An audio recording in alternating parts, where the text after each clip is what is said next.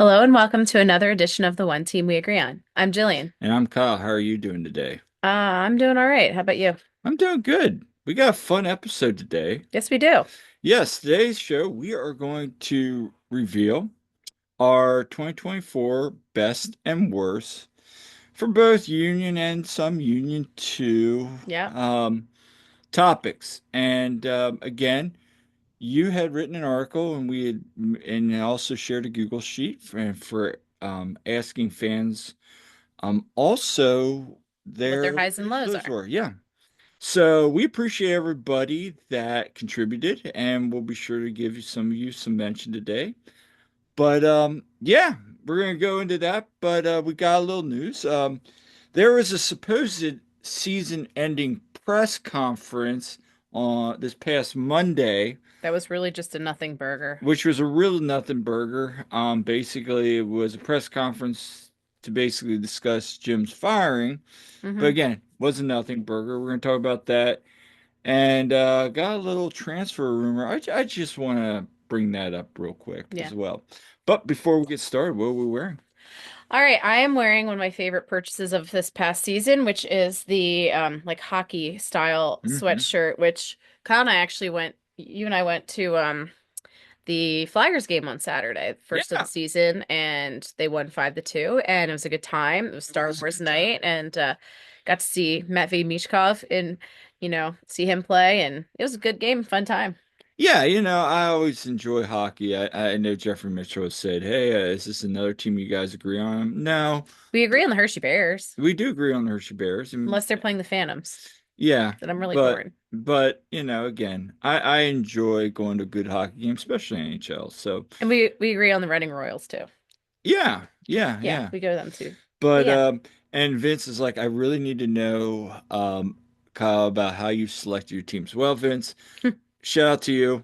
Um, some point here in the off season, we have a slow week. I will go back into that. It's really random. But It is the most random. It's like I me, think it's it's random. covered in our first episode, but I could be wrong. Also, it's you look back at our early episodes and it's wild, like Yeah. how I mean, our production value still isn't like crazy or No, anything. it's really But not. but when we started out, we were just recording off the laptop. Yeah, yeah, it was bad. And then we had the Stu Finley episode keep freezing. Yeah. Ah, fun times. But What are you wearing? I am wearing the Squirrel Squad. Yes. Yes, I like this shirt. And It's a good shirt. it's a good memory from this year where a whole bunch of us wore that. I think it was Todd, Shelby, you and I Yeah. all wore the Squirrel Squad. Todd had to be different. He had to be different. Yeah, Todd, what the heck, Todd? yeah, Todd had to be different. But anyway, that's another t Yeah. topic for another day. Where can people find us? So we are on Twitter. I refuse to call it X at TOTWAG. We're also newly on Blue Sky at TOTWAG. We had an opportunity to change that, but we stuck with it. It's TOTWAG dot, at whatever Whatever. that BSKY dot social, whatever. You know it. But yeah, same handle there. We're both on there as well. Individually, I'm at Jillian Almany. Um, I didn't use my same as my Twitter handle because I couldn't. It doesn't let you do underscores. I'm on Twitter at silly double underscore Jilly. And you are at Coach Almany on both, right? Yep. Yep. So you can find us there. Also, we're on Instagram and Facebook at the One Team We Agree On, YouTube as well. And we have our website, theoneteamweagreeon.com. And like was mentioned, make sure you check out our recent articles and you can see my article on the highs and lows of the 2024 season. Which we're going to dive into a little bit today. Yes, we are. So let's get into it. So let's talk about this press conference. So, So you went down and you were there in person. yeah, 30 minutes of really just a lot of nothing. And when I say that, there were some key points. So for those of you who don't know, Jay Sugarman and Ernst Tanner met with media. Um, funny story. So, oh, well, uh, Go ahead. funny story. Yeah. So they're getting ready to set up, and I'm like helping some people get a mic at it, and like I turn around to take a mic up to the podium, and like I catch it, turn around, right? Yeah. And like all of a sudden, Jay Sugarman's like almost run into Jay Sugarman. So almost a big blunder there right off the bat. And he's like, "Good morning." I'm like, "Hey." But yeah, that was kind of fun. But yeah, no, they met with me for about 30 minutes. You listened to the press conference, right? Yeah. And we're gonna play some clips here. But my main takeaways, the biggest one was they kept talking about development. Oh my gosh. Development. If you heard didn't hear development in that press conference, I don't know what press conference you were listening to. Development, the one If of you took this, a drink every time they said development, you'd be kind yeah, of drunk at the end yeah, of it, that actually probably. sounds like a fun drinking game. Yeah. Everybody go back and watch it, take a drink every time they say development. Oh, there's an idea. Development as a means of winning. All right. Um, you know, that's what Jay said. And the whole time in this press conference, it became clear that Jim and Ernst did not see eye to eye on the direction of the club. Yeah. And number two, it became clear that, to me anyway, that Jay sided with Ernst in that decision. Yeah. Because at the beginning he immediately says, "But I love Jim," and yeah, yeah, yeah about Jim, and I'm like sitting there going, "Okay, then why'd you fire him?" Yeah. Because, and they even said this was Ernst's idea or something like this, about him being the architect of this thing. So it's like, okay, you're definitely going with it. And again, to the owner, he can, but I don't know. It just kept going around, and then Ernst would talk about, oh, we believe we have a good team, but there were some performances this year. He brings up the injury. Remember that at one Yeah. point he brings up the injuries and all this, and he goes, Yeah. if we didn't go on that running, we probably would have gotten rid of Jim earlier, which totally goes away from what Tom Bogart said in the summer Yeah. when Jim was safe. Go Yeah, and ahead. yeah, and also basically Ernst kind of threw Jim under the bus about the subbing. Oh, 100%. And that's a good segue as we get into it because one of the questions I asked Jim was I, w- my main question was going to be a J, but he kind of touched on it Hmm. when he said, "Oh, we still believe we can get this." I was going to say in 2021, and owners meets the Sons of Ben. You said it. We have a 5-year window. Do you feel you still have a window? But he kind of touched on that, so I didn't get into it. But yeah, let's listen to when I asked about Ernst and them about the development of the academy and second team, where they see that, and are their visions still aligned for better or worse? Well, the last couple of months probably have really shown what kind of quality we have in our second team and how talented the boys are. Despite of them, they are really young. Yeah, we play with 18 and a half years in a final for MLS Next Pro Cup against a 3-year older opposition.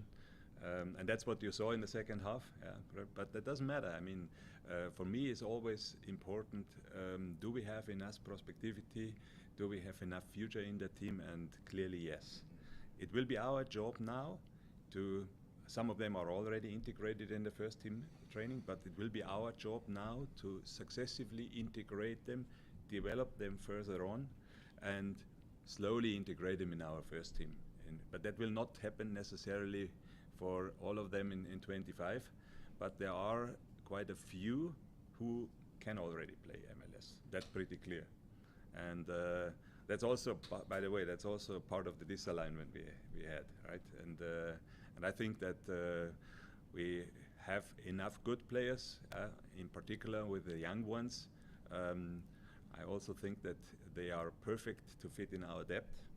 Uh, we maybe need to use or make better use out of our depth, and maybe follow. We have the chances, do a better job in rotating players, do a better job in subbing players in, yeah, and give them more hope and more chance in the future, and then they will pay back. That's what I have seen in every club in the world, and why should that not be possible in Philadelphia?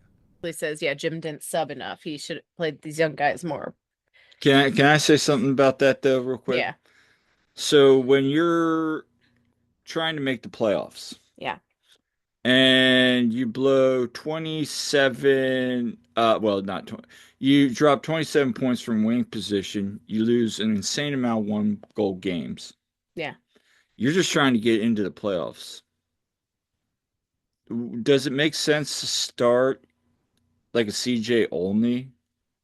Does it make sense to start, Kevin Kevin, Sullivan in those situations? Does it make sense to bring in McCanya?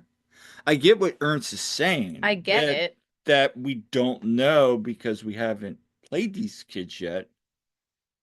Correct. But we also know the jump from MLS next pro to MLS. There's a gap And there. Jim has mentioned this Yeah. multiple times. Like, for instance, Mikanya was doing pretty well at the next pro level, Hmm. but then, you know, it is a big jump. And we saw what happened at the cup for that. I mean, again, a guy like Marcus Anderson crushing it at next pro level. Hmm. And he's still learning. And yeah, he made a big blunder against Cincinnati, and Yeah. these things happen. It's part of learning. But yeah, there's guys that I think maybe given the chance, yeah, they can develop and they can hold their Oh, own absolutely. at the MLS level.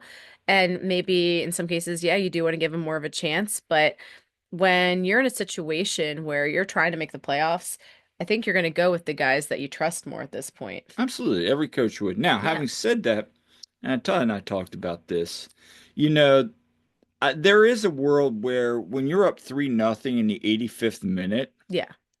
now, granted, we said that in Chicago and look what happened, but there is such a world where, okay, let's get these guys 5-10 minutes of run at the end of a game. And you saw Jim do that with Cavan, bringing him in when they Yeah, were up. bring Yeah. those guys in here and there. I agree with that.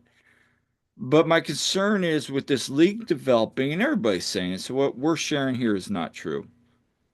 Are we going to rely on the depth in an evolving league? That's the thing. You can't keep up with the league at this point necessarily doing that. How are you going to compete with team like Cincy just made a signing, All right. they're making these big signings. Obviously there's Miami and all they're doing, but again, it goes back to, you know, there's all these big signings and MLS has just become different. It's they're upping their game and you got to be able to keep up. You know how you compete with that through development? The U22 initiative. You got to Exactly. spend money in that. And to Miami's credit, they have used the U22 initiative really There's a well. couple clubs that have used Yeah, they up have. to Yeah. its need. Yeah, I mean, if you can use the 4 slots that you need and develop players through that, and then also get the Cavins of the world, the high end developmental academy pieces, Yeah. that you can develop. Sure, you can make a run.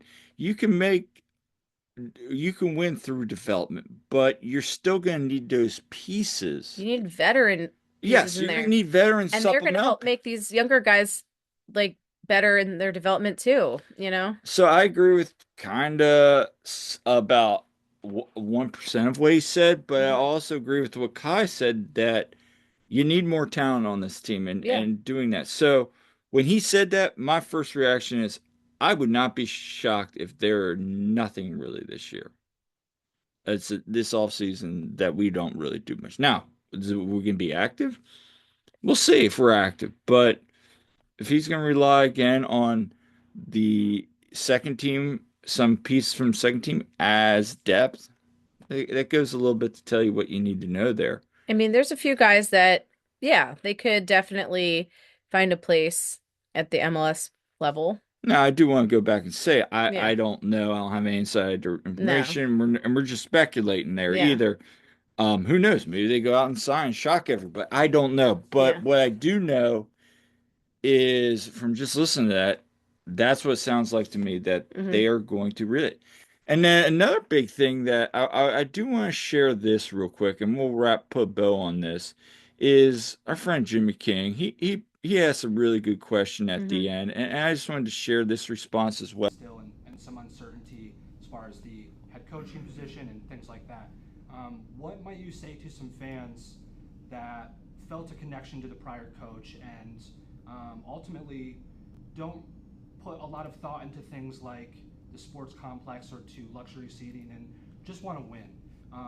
Is there a message to those fans heading into next season with things kind of as they are, and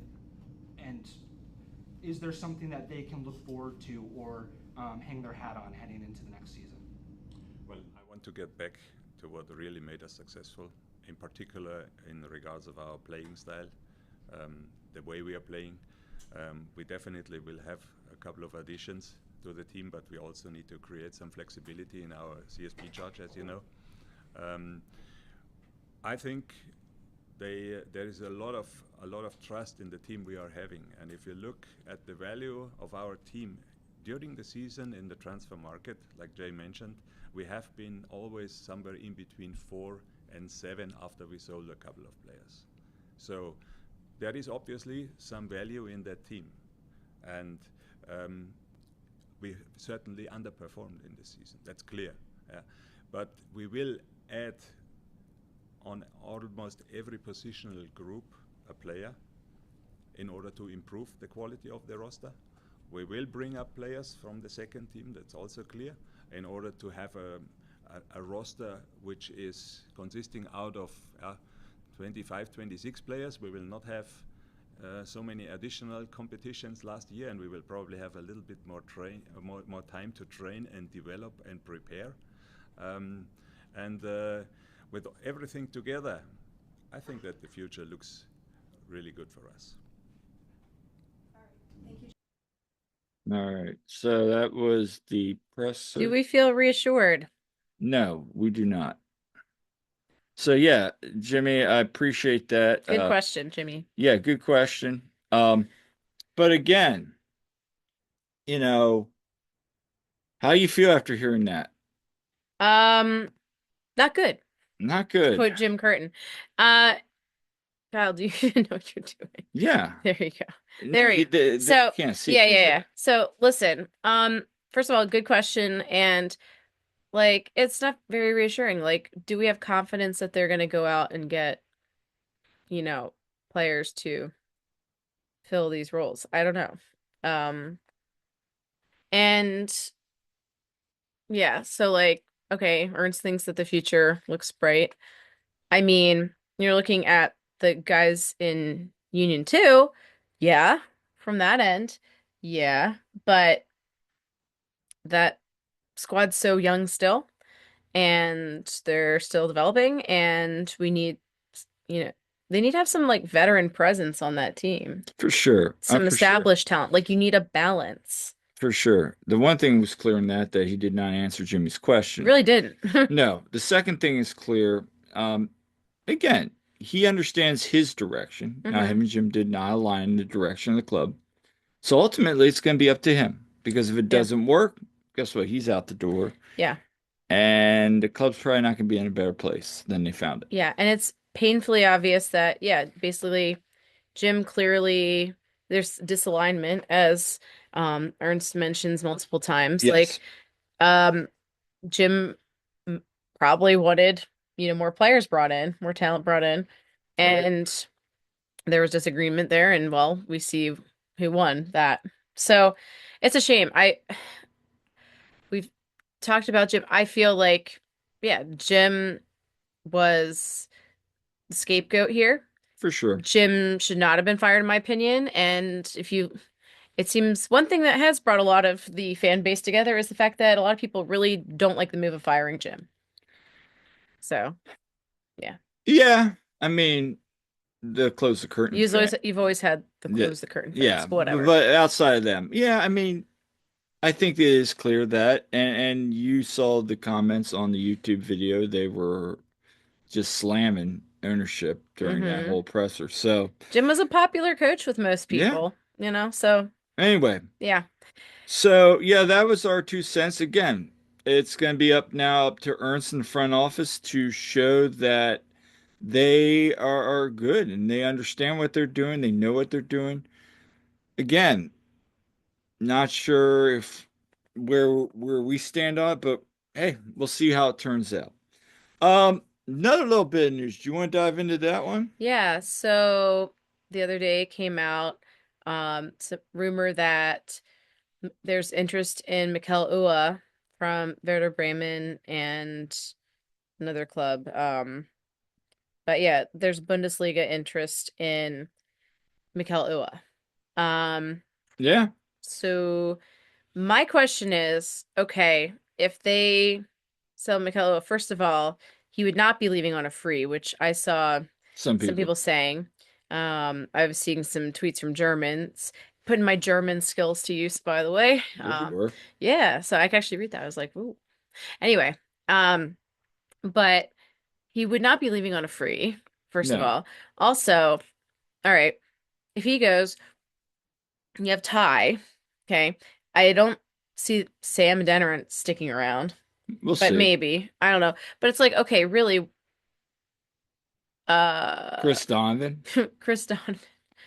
No, like, I'm sorry, but and yeah, there's the Mikel Ua, critics out there, and honestly, though, I thought he was pretty dang solid.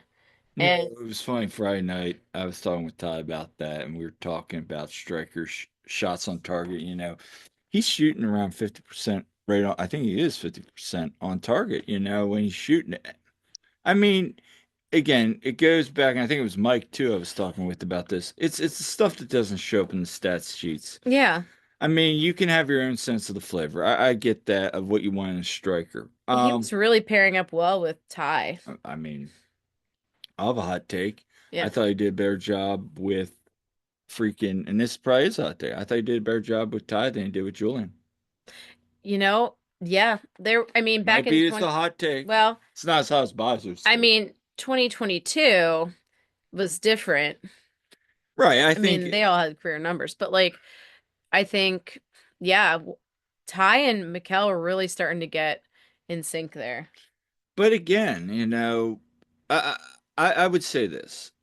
You bring up the point. What are you going to do? Well, you go out and find a striker, but you kind of already need another depth No, you striker. know what? You know what Ernst will do? He'll bring up Marcus or bring up Eddie, which by the way, I mean, you can bring they're them great. up. And you know what? I think Eddie's fantastic. I think Marcus is doing fantastic job. Those two were fun to watch together. They actually paired up really well. But but Mikel Ua is like the highest paid player, and that's for a reason. Like I mean, if you he's can worth it. get $4 million from Yeah. Mikel Ua and you're going to bring in somebody that will either A, B, have a higher ceiling, or B, have the potential to match or exceed, then sure, why not? If you have Right. that skill set that he had or something similar to that, I'm fine with that. But again, he's got one more year on his contract. Yeah.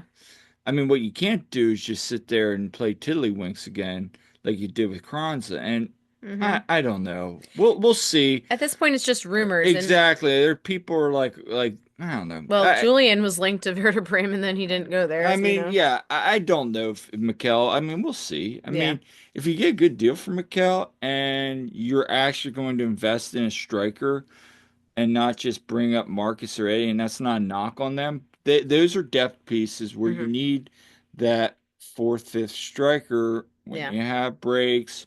If ties out that you need to bring somebody up that you can develop, sure, but you need to replace Julian and Sam for sure because Sam was not a replacement for Julian. You need to have at least three quality or at least three capable strikers, and then you can bring in a Marcus or Yeah. Chris. Or it's Like I'd so love to see those guys get a chance, sure, but like you need more.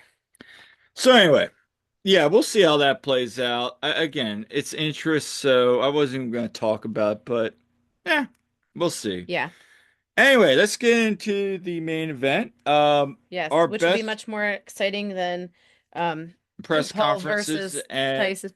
yeah, oh yeah, Jake Paul. Oh my gosh. That was so So bad. underwhelming. Very, very Our underwhelming. main event's gonna be a little more fun here. No, All right, so let's get into it. So let's. we shared a Google sheet with some people and on your, I guess, Twitter, and Yeah, so I asked people what were your top five highs and lows, and I got a whole bunch of responses. you did. And would you like to share some? Yes, I am gonna share them. Why don't you share some of the? We're going to start with the worst and end on a high note as best we can. Unlike my article where I started with the high note and ended With with a low note, yeah. okay. So, So first of all, top five lows of the season. Some now I made it so that you didn't have to supply your name. So if you didn't supply your name, it's just going to be anonymous. But if you did give your name, I'm going to credit you for it. So the first one, this is anonymous. Um, so we have top five lows of the season. Firing of Jim Curtin. Ernst Tanner is a C word, and Sugarman is a cheap B word. Um, I'm keeping this PG. I know I have students listening. Um, Not making the playoffs, selling Julian Carranza for no profit, Andre Blake missing most of the season, Zemla getting chipped in Cincinnati. For Mike V, we have so many tough choices for this. First has to be the firing of Jim Curtin. Second would be Ernst not bringing enough players in during the summer time while selling Carranza and Martinez. Third, the curse of Union Yards. That plays a seriously bad mojo. Fourth is Union for not including Cruz Azul as the free game for Leagues Cup. Too many Cruz Azul fans in the stadium. Fifth, only four wins at home. Let's see. From Joe Oblick, we have um, blowing the game while having a two-man advantage versus Miami. Yeah, that was a pretty bad one. Martinez and Lowe leaving. Baribo red card in Leagues Cup. That was a bunch of BS.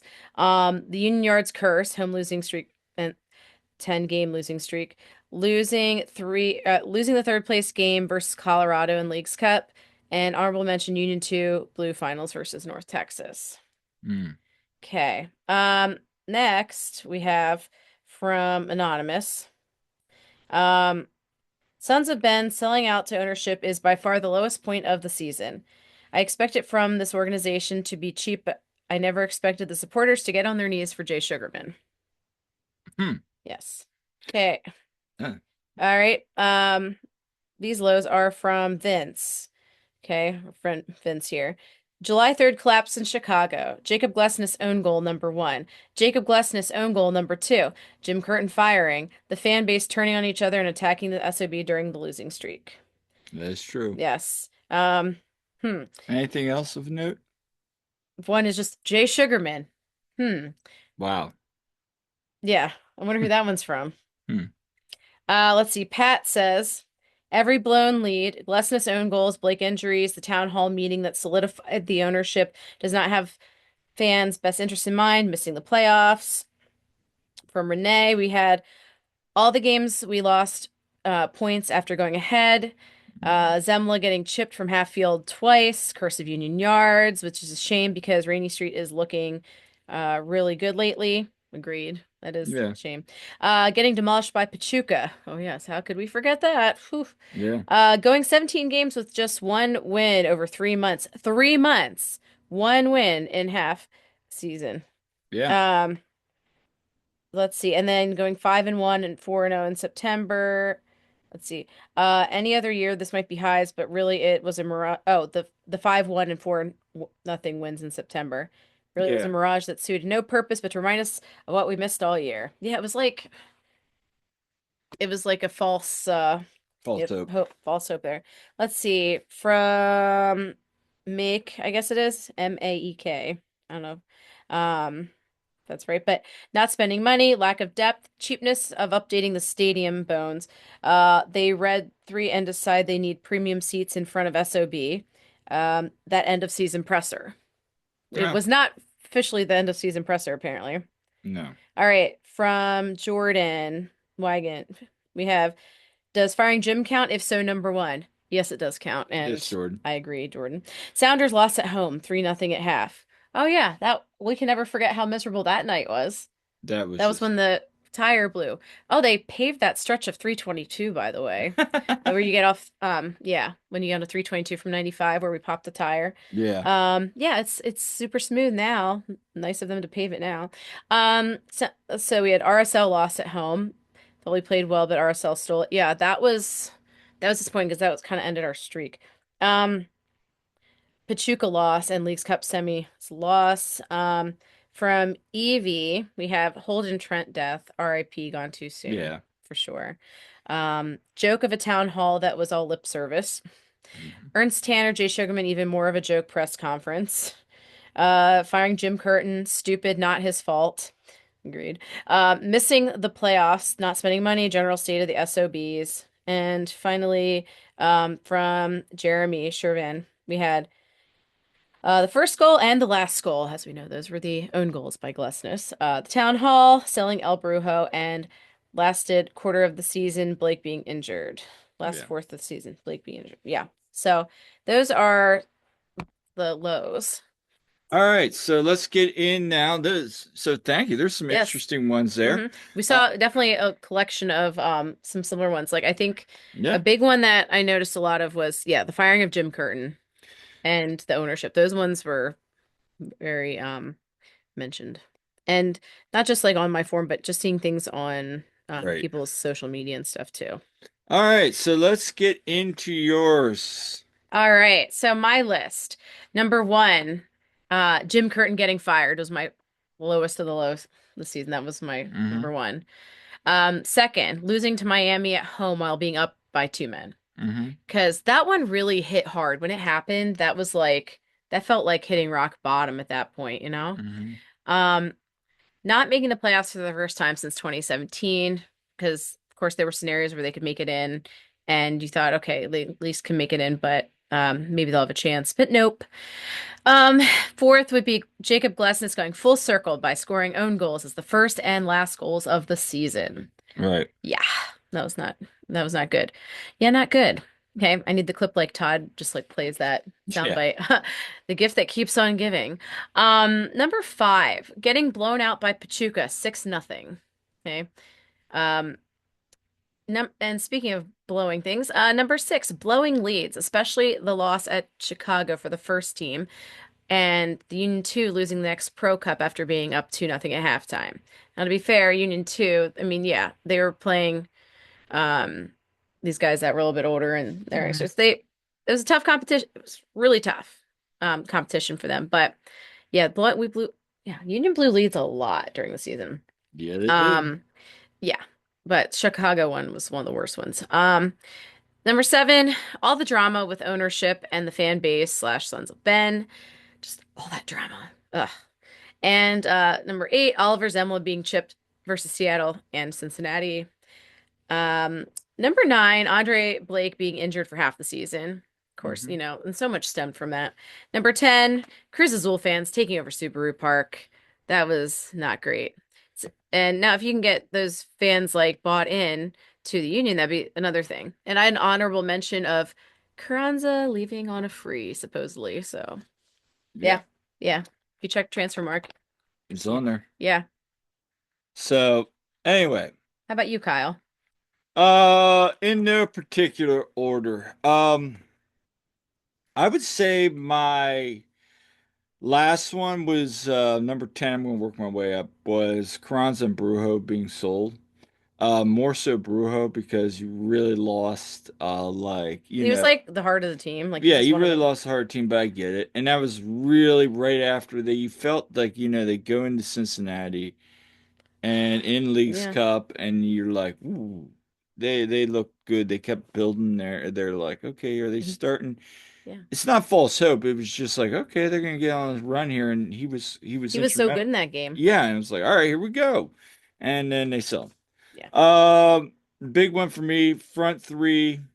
Gazdag, Rebo, and Ua, no goals in the last three games. If you want to know why they didn't make the playoffs, that is why.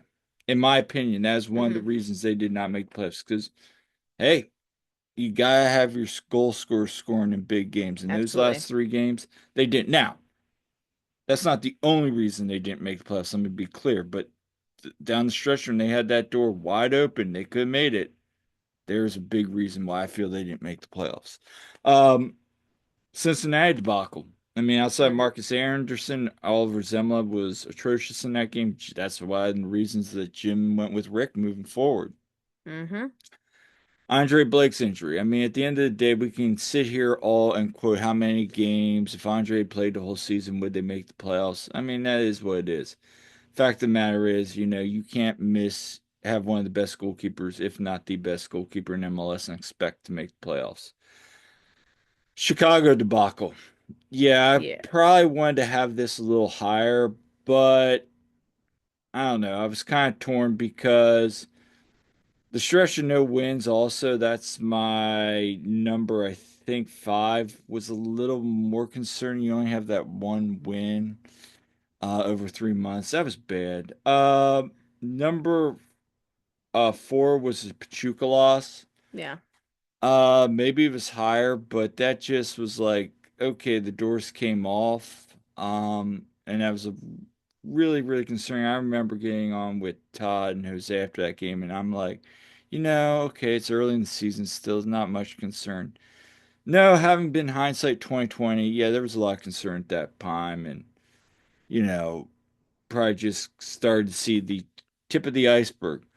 Lost to Rapids in Leagues Cup. This one, I have this a lot higher than probably what it needs to be because, like, again, they were in such a good run in Leagues Cup, and that's They like, really were. okay, you get the Columbus loss out of the way. I get it. Um, but at least make the CCC again, and you go up 1-0, and then you end up giving up a goal and end up losing in PK, and it was just like, yeah, that's just not there. Number 2, Gleson's beginning and ending the season on an own goal. I mean, what more do you need to know? And finally, Jim getting fired. Need not say more. Yep.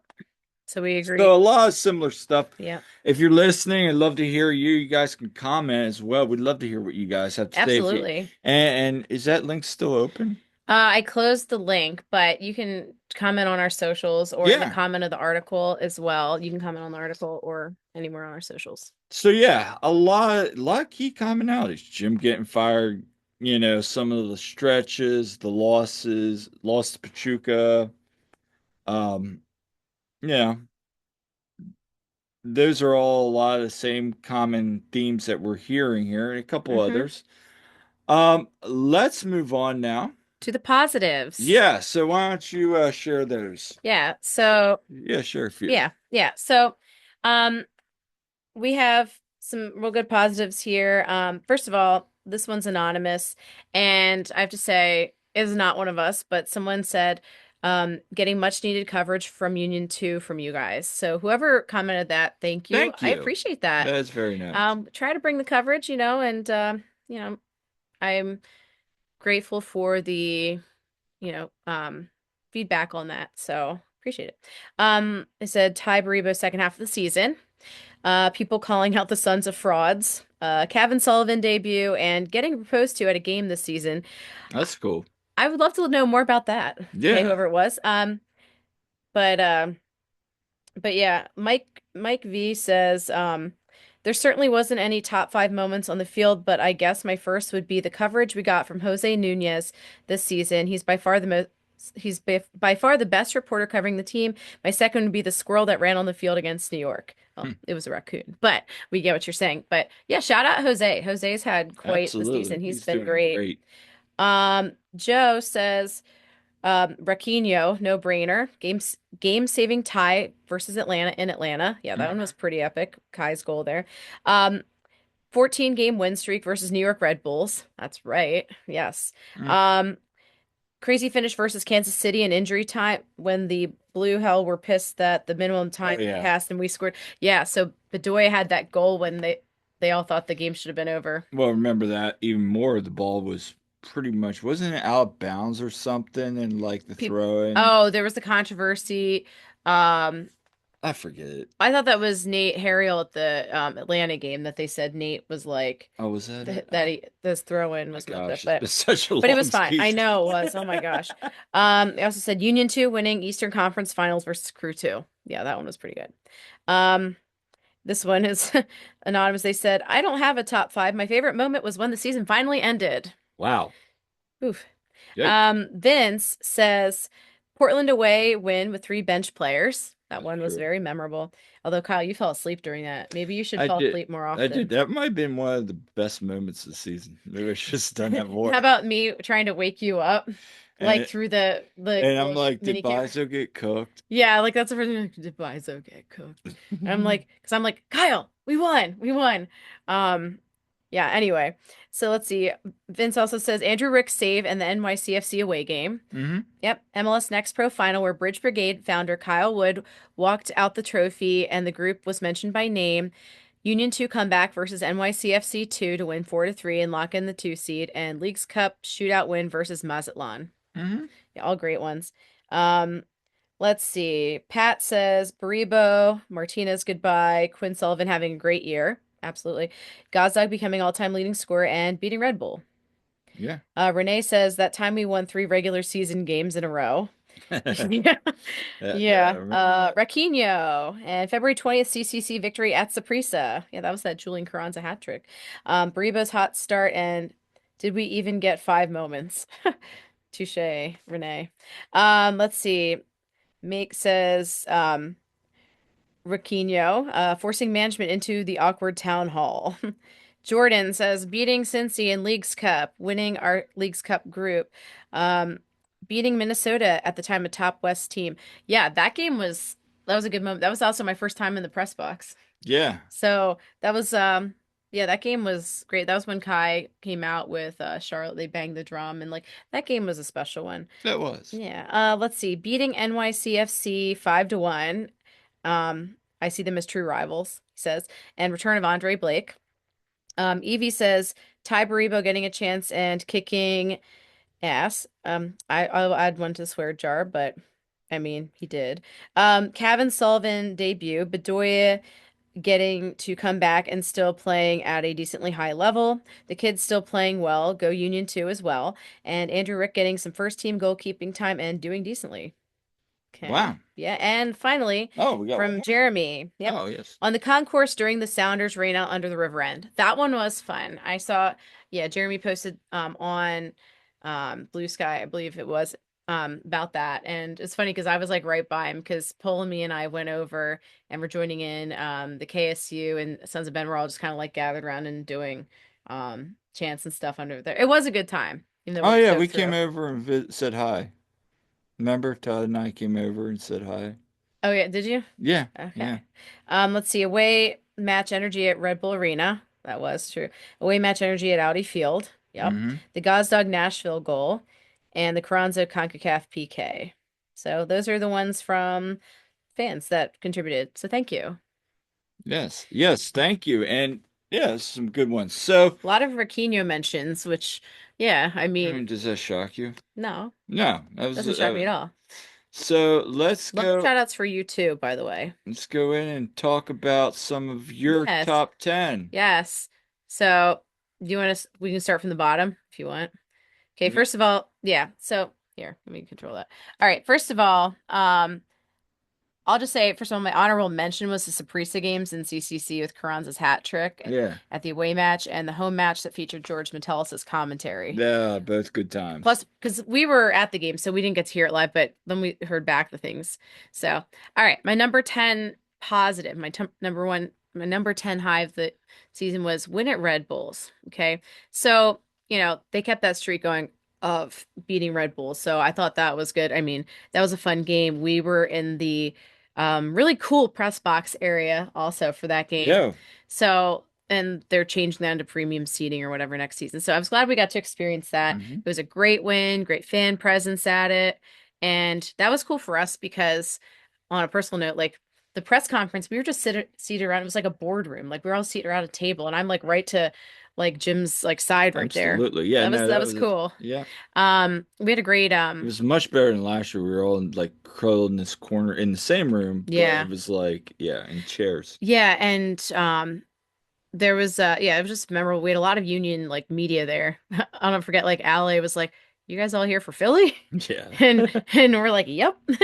So yeah, Ale had some great quotes that game. But anyway, my number 9 high was Ty Baribo getting hot. Him just having that really good run in the second half of the season and just going on a tear there, especially in Leagues Cup. That was great. Number 8 was Gazdogs becoming an all-time leading scorer and Kai becoming all-time assist leader. So their records there, that's pretty self-explanatory, but great for them. And this one's a special one to me. Number 7, my high is BR the tiny SOB, BR the cat. Yes. Yes. So, if you haven't heard the story of BR, I wrote an article. It's probably one of the favorite articles I've written.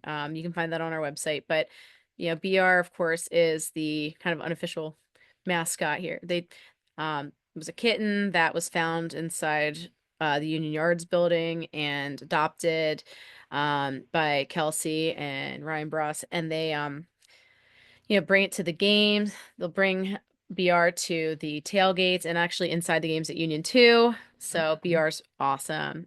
Cute kitty. She's so tolerant of all the noise. I know, Our right? cats could never. Oof. All right, so number 6, late game heroics. Okay, and I got a picture of Jack McGlynn there. So, we kind of already mentioned Bedoya's late goal at Sporting Kansas City. You had Kai's goal in Atlanta, those three equalized. But of course, the top has to be Jack McGlynn. That should have been goal of the year. It was a banger. I remember sitting in the press box and I just like literally went back and see like, whoa. Yeah, like that was just the skill on that goal. Just incredible. Shout out Jack. That should have been goal of the year. You were not wrong. And so that was some fun there. Oh, Now, okay, this one here. So number 5, I have the Portland away match with the depleted roster. So you have players away on international duty and everything. And so it's like a late game because it's at Portland. I'm away in West Virginia, watching it on my laptop and then the presser and all that. And because I was there for a swim meet, the Pennsylvania State YMCA meet was held in West Virginia. Make it make sense. Meanwhile, Kyle's at home asleep on the couch. yes. Yeah. So, and I had to wake you up then. But yeah, they did defy the expectations. You had Yeah. guys like Jeremy Raffanello and Marcus Anderson in there. Zemmel was in goal, right? So like Yeah. we had all them in there and they stepped up. And They did. Julian had 2 goals, Quinn had a goal. And then, of course, the presser was entertaining. Late night Jim. We had, yeah, MLS After Dark here. Jim had an all-timer of a quote. And he said, because Portland possessed the ball so much, Yeah. but they only scored 1 goal. And Jim said, and I quote, possession without real penetration is useless. That was all timer. Yeah, That so was all timer. yeah, that was a great quote by Jim. So that game was fun. And number 4, NYCFC away win with Andrew Rick's should have been save of the year, the Mhm. one that made SportsCenter's top 10. And then you go Yeah, ahead. go ahead. No, go ahead. Okay. Well, NYCFC, that game, Union won 5-1. It Mhm. was fantastic game and great for Andrew Rick on that. But yeah, that was just an incredible game. It's unfortunate we didn't get to go to that one because it was a weekday and it was too tough. No, We usually but make that, but I thought what was really cool there was the fact that 2 days later then I got to interview him about that yeah, moment. yeah, you And did. that was really cool. Just him just talking about the reaction, just kind of what he was seeing. It was just a fun time. It really was. He gave some good answers to that interview. He did, and it's just great to see him, rising up. So, okay. So we have for number 3, Jose Martinez in Leagues Cup match versus Mazatlan, his whole like goodbye game there. Okay, and I included a whole bunch of pictures here. What a special night. Also of note, that game, that was the one that my brother and his fiance came to. So that Yeah. was fun. But yeah, so that one, there was all the rumors that Brujo was going to be sold to Corinthians, and he was on he was in the 20 for the night. He was on the bench. No one expected him to be going in, of course. Mhm. But sure enough, in the second half, he came in. And what a moment that was. And um, not only did he get to come in and get that rousing ovation, but then the game went to PKs, and Martinez makes his PK. He embraces Andre Blake, and they ended up winning in PKs and moving on. Jose got to bang the drum. He got a beautiful send off. And He did. then there was a great comments also from Jim. Kyle, you asked about what he means to it, and I have that video in the article. That was just luck that I got called on first. Yeah, I mean, because it was going to get asked, but Yeah. He the gave me beautiful words from Jim there. like 3-minute response. I'm like, holy crap. Yeah, if you haven't seen it, I do have it, the Yep. whole video in the article there. But I was really glad that Jose got the send off that he deserved. I did. Julian didn't, and I know he was injured for some of that time leading up to him being sold, and Yeah. it's just a shame that We didn't get that.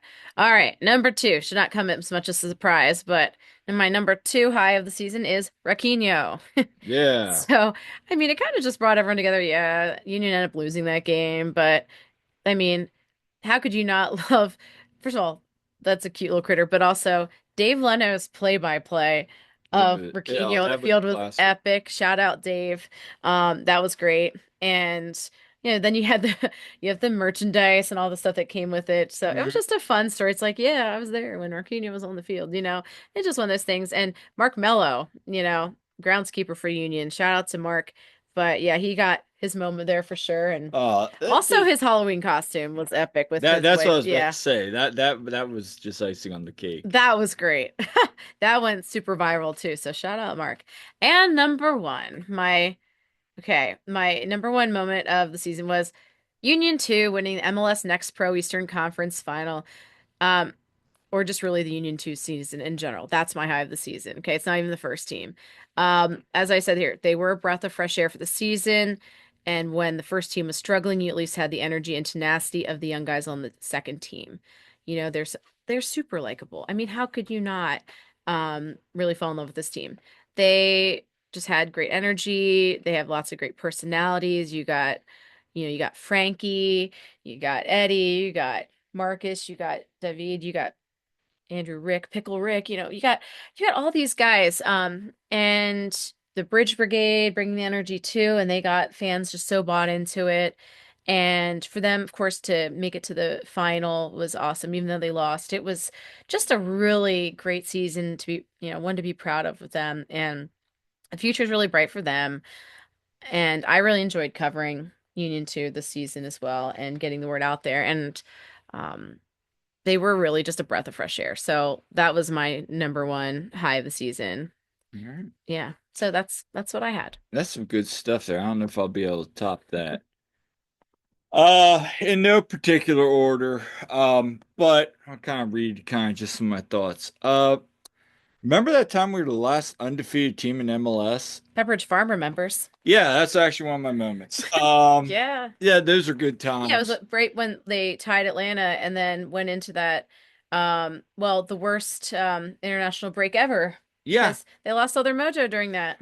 yeah, no, So then RSL was next. there was kind of like, okay, we get the Pachuca loss out of the way, and we're still kind of getting points and kind of just floating around above water, and Right. then it just went all downhill from there. So, but during that time at the beginning of the season, it was fun. I would say next, Red Bull, just keeping that streak against Red Bull, especially Mm-hmm. that second game Yeah. post Leagues Cup. Thought that game, they really looked sharp. Danley Jean-Jacques having a phenomenal game. Baribo, Mm-hmm. got just everybody looked good in that game. Number 8, and this is a very maybe controversial one. Raquinho. Raquinho was kind of down there just because it was like everybody, it was such a good time. But at the end of the day, that was a really bad game. And that was like the only bright spot in that game. So Right. had the Union come back and won that, which they almost did, uh, maybe a little higher, but no, that's still when you see the overall arcing of Union moments, that's still gonna be one of the top. But for It's me, memorable for sure. for sure. But for me, it wasn't that great. Number 7, Kai Wagner, assist Hmm. record. Thought it was great. And this is 1A, 1B, so to speak. Daniel Gazdag as well. Yeah. Those are my 7, 6. Um, Here's an interesting one. Quinn Sullivan. Yeah, that's a good The point. emergence of Quinn Sullivan this year. There were times at the beginning of the year it was like, and I agree with Todd, he's not a striker. No, he's not a striker. But when he started at the end of the season really playing well, and I forget what the stat was, but he had some ridiculous stat for like players at his age. I remember, Yeah. was it Tanwald quoted? I forget. Somebody out there remind me. But just to see his emergence this year, and he continues to grow. And, it's crazy. I would say out of the three homegrowns on this team, still Harry McGlynn Yeah. and him. I'd say he probably had the most quality season, not taking away from either any of the other ones, but definitely a good season for him, and that was a good bright spot. See what he does. The before, during, and after run of Leagues Cup, Hmm. coming off of that awful stretch we had, Yeah. New England, Nashville, then Leagues Cup, and then that run there at the end. That I thought was good. Um, that would be probably my number. Number three moment. Leagues Cup win against Cincinnati. Oh, that was a good one. That was one where you thought we kind of we started seeing the team clicking. Yeah, that was super exciting to beat Cincy on the road. And remember, we'd beaten Charlotte, who had dominated us earlier in the season at home. Um, you know, got revenge on Montreal. So it's just a lot of good things there. Then number two, Ty Baribo's emergence. I mean, what Hmm. more needs to be said there? Yeah. And number one is Union 2 winning the East and making the MLS conference. I mean, Great minds think alike. yeah, I mean, outside of that, I mean, what else is there? I mean, this wasn't the greatest season for the first team, but like you said, there's bright spots.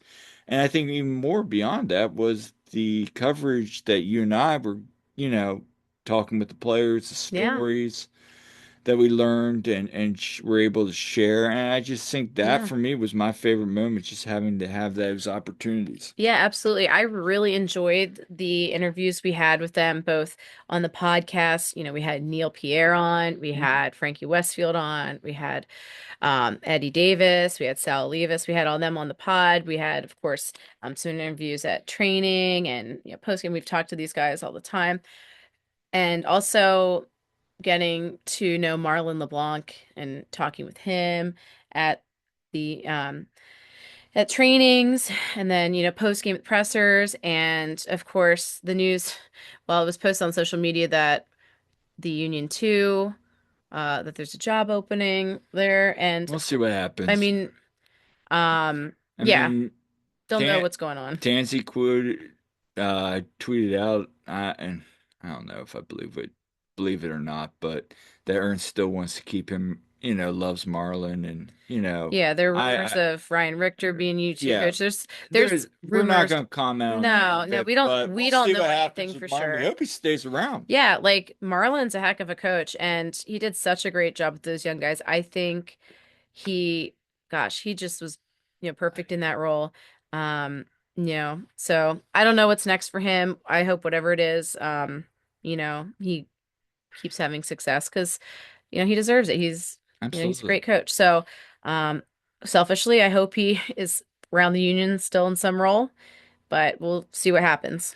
We'll see what happens. And honestly, I personally think if he can take this final appearance and springboard into a USL job, Hmm. maybe even assistant job somewhere, hopefully maybe with the Union, we'll see. Hmm. Uh, for sure, he deserves it. Absolutely. Um, so that's it. Again, share your top Yeah. 10, top five moments if you want with us. We'd love to hear what they were. Absolutely. Let us know what you think. Do you agree with our takes? Do you think our takes are crap? Whatever, I you mean, know? it's okay if you say my takes are crap, but I mean, but No, but we'd anyway. love to hear your thoughts. And, I did see a lot of similarities. Like, I think a lot of us can agree that the firing of Jim was dumb. But that's definitely the low of the low for me. But anyway, Um, just a quick yeah. update. Apparently the Sons of Ben board elections are coming out. Yeah, it should be Tuesday. So Yeah, we're recording this Monday night. So by the time this is out, it'll be yeah, current. so check your email. Did you get an email? No, I think we Maybe get it tomorrow. maybe we'll get it tomorrow. But anyway, keep an eye out for that if it comes. Um, but yeah, like definitely get out there, get and make your voices heard. Yeah. Yeah, it's your chance to make your voices heard, and there's yeah, there's that opportunity. So, Exactly. So, we're gonna be back here sooner rather than later. We got some interviews coming up. Yeah, yeah, we're gonna have content in the off season for we sure. got people lined up, and we just really want to get back to talking to fans again, and Hmm. still gonna cover some teams. We got some articles coming out, but Until next time, that's been this episode of One Team We Agree On. Yeah, make sure to like and subscribe. Follow us on our various social medias. We're gonna be we're still gonna be on Twitter for now, but also, yeah, we are on Blue Sky as well. And shout out to Hulky. Shout out to Union Hulk. That was Okay. funny. Yeah, basically him having the Union handle on Blue Sky because no one from the organization Wild apparently. times over there in Blue Yeah, Sky. I re oh you we were gonna maybe do this, but anyway, you got to look through the history. Next episode, Yeah, we'll yeah, do yeah. that. Look through that tweet of Union Hulk. But yeah, with the whole like rundown of the Union's history, it's pretty good. So props to you, Hulky. Yeah, Yeah.